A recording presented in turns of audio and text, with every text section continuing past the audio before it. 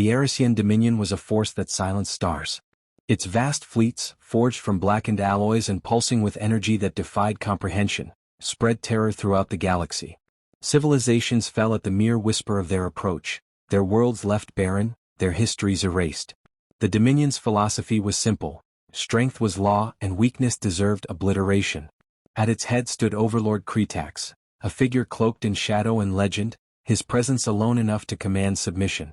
In this expanse of fear and dominance, Earth was a speck, a young, untested civilization that had only recently joined the interstellar community. To the Araxians, humanity was an afterthought, a fleeting curiosity to be crushed under the weight of their conquests. Yet, Earth's discovery had sparked an unusual interest. While primitive by galactic standards, humanity had displayed a knack for survival, innovation, and an audacity that bordered on defiance. The Dominion scouts returned with reports of a resourceful and unpredictable species, one that warranted not annihilation, but a demonstration of the Dominion's superiority. The Council of Earth, faced with an ultimatum, surrender or face extinction, made a decision that many considered reckless, if not suicidal. They would negotiate. Not through displays of military might, for they had none to match the Dominion, but through diplomacy. And there was only one person fit for such an impossible task: Cassian Vero. Cassian was not a soldier nor a politician. He was a diplomat, a craftsman of words and ideas. Known throughout the fledgling interstellar community for his ability to navigate the most volatile of disputes, he was respected and, in some circles, feared for his ability to turn adversaries into allies, or to leave them questioning their every move. He did not deal in weapons but in understanding, using psychology and rhetoric as his tools. His appointment as humanity's representative to the Dominion sparked both hope and skepticism. Could a single man speak for an entire species? Could words, no matter how well chosen, hold any sway over a force that had never once entertained the notion of compromise? Cassian himself was unshaken. He knew the odds were stacked against him, yet he believed that war was not inevitable. History had shown him that the greatest empires often fell not to stronger enemies but to their own hubris. The Araxians, for all their power, were no exception. Their rigid adherence to dominance blinded them to the possibilities of collaboration, to the strength found in adaptability and nuance. As Cassian prepared to board the Arisian vessel, his thoughts turned not to fear but to strategy. The Dominion expected a plea for mercy, a display of desperation. Cassian intended to give them neither. Instead, he would confront them with the one thing they had never encountered before: a species that did not fear their strength but sought to understand and challenge it. In his mind, he rehearsed the message he would carry: humanity would not bow but neither would it provoke. It was not through strength alone that humanity had survived countless challenges on its homeworld but through ingenuity, unity, and the relentless pursuit of solutions where none seemed possible. Cassian was determined to show the Araxians that even the most feared empire could find a worthy match, not on the battlefield but across the negotiating table. As the Arisian ship loomed in orbit, its dark hull reflecting Earth's blue light, Cassian took a steadying breath. The weight of humanity's survival rested on his shoulders. Yet he felt no burden, only resolve. He stepped forward, ready to face the galaxy's most feared empire, armed with nothing but his mind and his words. The Arisian mothership was a fortress among stars, its massive structure resembling a city suspended in the void. Its corridors hummed with the low thrum of alien machinery, the walls adorned with holographic displays depicting the Dominion's many conquests. Cassian was escorted through the labyrinthine passages by a squad of Arisian guards. Towering and insectoid, their chitinous armor reflected dim, pulsating light. They moved with a precision that spoke of unyielding discipline, their mandibles clicking in what seemed to be a language as old as the Dominion itself. Cassian walked in measured steps, his face calm, his posture neutral. The guards said nothing, their alien eyes watching him with a mix of curiosity and disdain. Despite their intimidating presence, Cassian felt no fear. He understood that fear was the weapon the Araxians wielded most effectively. To show weakness would be to lose before the negotiation even began. The council chamber was vast, a cavernous space that seemed to defy the laws of geometry. Its ceiling rose impossibly high, illuminated by a swirling maelstrom of energy that crackled like a distant storm. Around the chamber's perimeter stood dozens of Arisian elites, their exoskeletal forms adorned with elaborate ceremonial armor. Their multifaceted eyes glinted with malice and superiority as they regarded the human who had dared to enter their domain. At the center of the chamber sat Overlord Kretax on a throne of obsidian and fire. His presence was overwhelming, his sheer size dwarfing even the largest of his warriors. Kretax's armor was an intricate lattice of black and crimson, pulsing faintly as though alive. His gaze bore into Cashin with an intensity that would have broken a lesser being. "You stand before the Arisian dominion, human?" Kretax's voice boomed, reverberating through the chamber like a thunderclap. "Do you know what that means?" Cashin inclined his head slightly, his expression composed. "I understand the honor and the gravity of this moment, Overlord Kretax. I also understand the reputation of your empire. It is, without question, unmatched in power." A ripple of amusement spread through the Arisian assembly. Kretax's mandibles curled into what could only be described as a cruel smile. "Flattery will not spare your world. Speak your purpose or be silenced." Cashin took a single step forward, his voice steady and firm. "I am not here to beg for mercy, Overlord. I am here to offer a proposal. Humanity has no desire to challenge your dominance. We acknowledge your strength. But strength is not the only measure of a species' worth." The assembly buzzed with murmurs, their tones shifting from derision to intrigue. Kretax's eyes narrowed and he leaned forward slightly. "You dare imply that your primitive species possesses something the Dominion does not?" "We possess something you have long since dismissed," Cashin replied, his words deliberate. "Adaptability. Creativity. A perspective unbound by the constraints of tradition. Strength alone is fleeting, Overlord. Empires rise and fall, but those who adapt endure." The chamber fell silent, the weight of Cashin's words hanging in the air. For the first time, Kretax's expression shifted, a flicker of curiosity crossing his imposing features. "You speak boldly, human. Yet words mean little without proof. What do you offer that could possibly interest the Dominion?" Cashin met Kretax's gaze without flinching. "A test. Not of strength but of intellect and strategy. Humanity proposes a trial, one that will prove our worth not as conquerors, but as equals capable of enriching even a dominion as great as yours." The silence was deafening. The Arisian elites exchanged incredulous glances, their disdain mingled with disbelief. Kretax's mandibles clicked softly as he studied Cashin, his massive frame motionless. Finally he spoke, his tone laced with both amusement and menace. "You amuse me, human. A trial, you say? Very well. I accept. But know this, should you fail, your world will burn, and your species will become a cautionary tale for those who dare to defy the Dominion." Cashin inclined his head once more, his voice unwavering. "We accept the terms, Overlord. Let this trial be the measure of humanity's worth." The Overlord rose from his throne, his towering form casting a long shadow over the chamber. "So be it," he declared, his voice echoing with finality. "Prepare yourself, human. The trial begins soon, and you will find no mercy within its bounds." As Cashin was escorted from the chamber, the Arisian elites resumed their hushed conversations, their curiosity now tempered with a hint of respect. Cashin's mind raced, his focus sharp. He had secured the opportunity he needed, but the stakes had never been higher. The trial would determine not only his fate but the fate of humanity itself. Failure was not an option.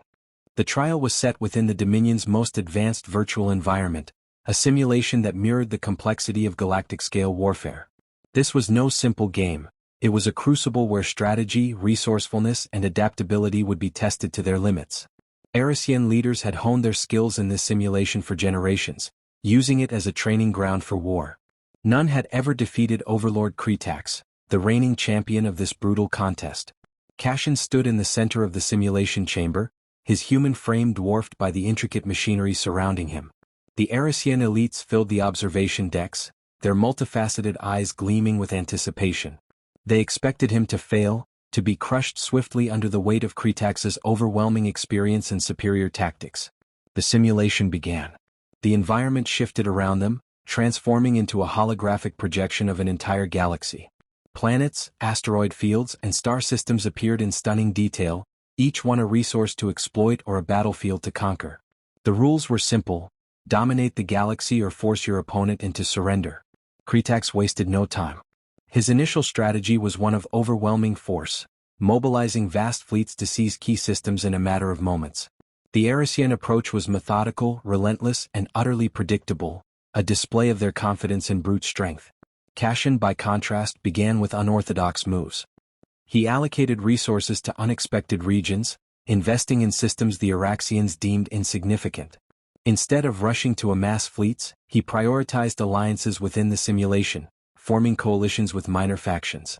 His strategy confused the spectators who saw it as hesitation or incompetence. But Cashin's mind was sharp, and every move was calculated.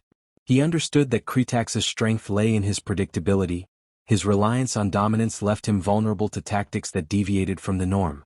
Cashin used misdirection and subtle manipulation, spreading misinformation within the simulation to make Kritax overestimate his own strength. The first turning point came when Cashin baited Kritax into overcommitting his forces to a seemingly critical star system. By the time the Araxians realized it was a decoy, Cashin had secured several vital trade routes elsewhere in the galaxy. The Arasian elites, initially dismissive, began to shift in their seats. For the first time, Kritax was forced to adapt, and his irritation was palpable. Kritax countered with a massive offensive, consolidating his forces to strike at the heart of Cashin's holdings. The simulation's intensity grew as entire systems fell into chaos, fleets clashing in epic battles that lit up the galaxy's holographic expanse. Cashin, however, remained composed. He sacrificed lesser systems to buy time, forcing Kritax to expend resources and spread his forces thin. The decisive moment arrived when Cashin exploited a flaw in Kritax's strategy. Using his coalition's combined resources, he launched a coordinated assault on Kritax's core territories. The Arasian forces, spread too thin and unprepared for such a maneuver, crumbled under the pressure. The galaxy simulation flickered, signaling Cashin's victory. The chamber fell silent.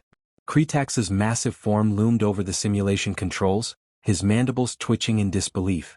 The Arasian elites, who had watched the contest with a mixture of amusement and scorn, now stared at Cashin with something entirely different: respect. Cashin turned to Kritax, his expression calm but resolute. Strength alone is not enough, Overlord. Victory belongs to those who adapt, who see beyond the obvious and embrace the unexpected. That is humanity's greatest strength. Kritax stared at him for a long moment, his imposing figure unmoving. Then slowly he nodded. The silent acknowledgement from the most feared being in the galaxy was more profound than any word or gesture could have been. Cashin's victory was not just a triumph of strategy, it was a demonstration of what humanity could bring to the galactic stage. In that moment, the Araxians realized they had underestimated a species they had once considered insignificant. The Dominion's unbroken legacy of dominance had met its first real challenge, and it had come from a diplomat armed with nothing but his mind. The chamber was heavy with silence as the simulation's holographic galaxy dissolved into nothingness. Cashin stood in the center of the room, calm and composed, though he could feel the weight of countless Arasian eyes upon him. They were not looks of scorn or derision as before, but something far more meaningful: acknowledgement. The human diplomat had done what no other species had dared to attempt, let alone achieve. He had faced the Arasian Dominion on their terms and emerged victorious. Overlord Kritax rose from his seat, his towering form casting a long shadow across the chamber.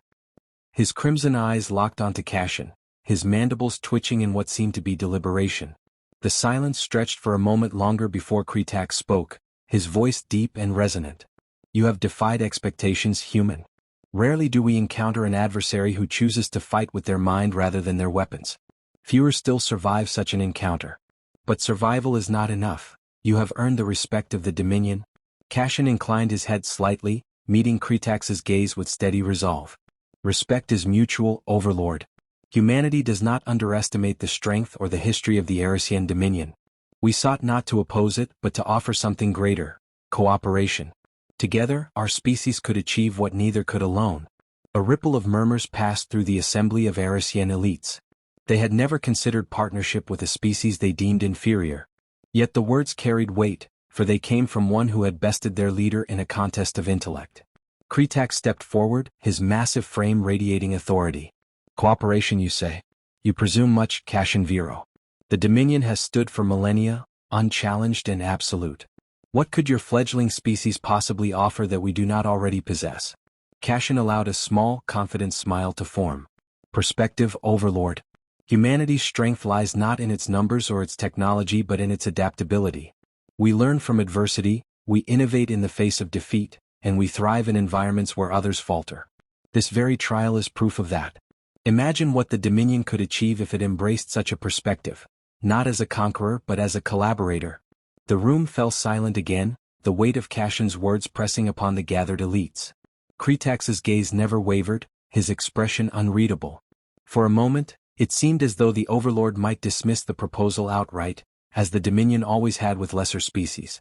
But then, slowly, Kretax's mandibles curled in what could only be described as a grudging smile. You argue well, human. Perhaps too well. The Dominion does not share power lightly. But your performance here today has shown that your species is unique. Perhaps there is merit in your perspective. Perhaps there is room in the galaxy for something more than conquest. The Arisian elites exchanged uneasy glances. The idea of compromise, of cooperation, was foreign to them.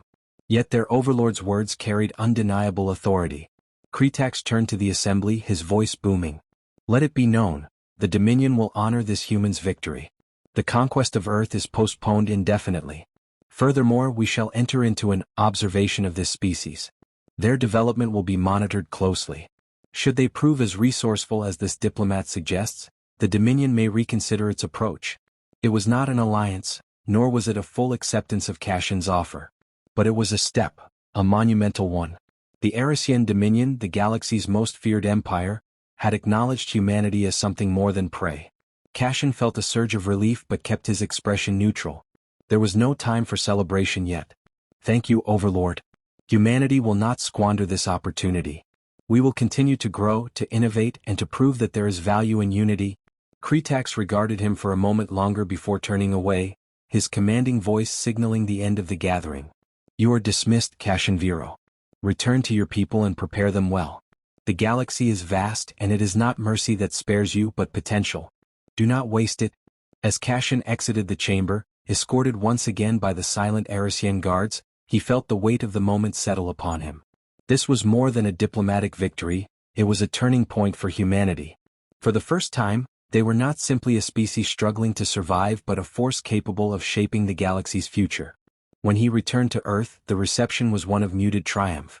Humanity understood the gravity of the situation. Kashin's success had bought them time, but it had also placed them under the watchful eye of a powerful and dangerous empire. The road ahead would be fraught with challenges, but for now there was hope. Kashin, standing before the leaders of Earth, delivered a final message. We have shown the galaxy what humanity is capable of, but this is only the beginning. We must prepare for what comes next. Cooperation is our strength, but vigilance is our shield. The Arisian Dominion will not forget this day, and neither should we. Far away, aboard the Arisian mothership, Overlord Kretax sat alone in his chamber. He replayed moments of the trial in his mind, his mandibles clicking thoughtfully. For the first time in centuries he felt a glimmer of something unfamiliar, curiosity. Humanity had proven itself in one arena, but the galaxy was vast, and Kretax wondered how far this species could go. A species that thrived on challenge, that adapted in ways even the Dominion struggled to predict, could be either a powerful ally or a formidable rival. As the stars outside the ship shimmered in silence, Kretax allowed himself a moment of reflection. Perhaps the human diplomat had been right. Perhaps the true measure of strength was not in domination but in evolution. Time would tell.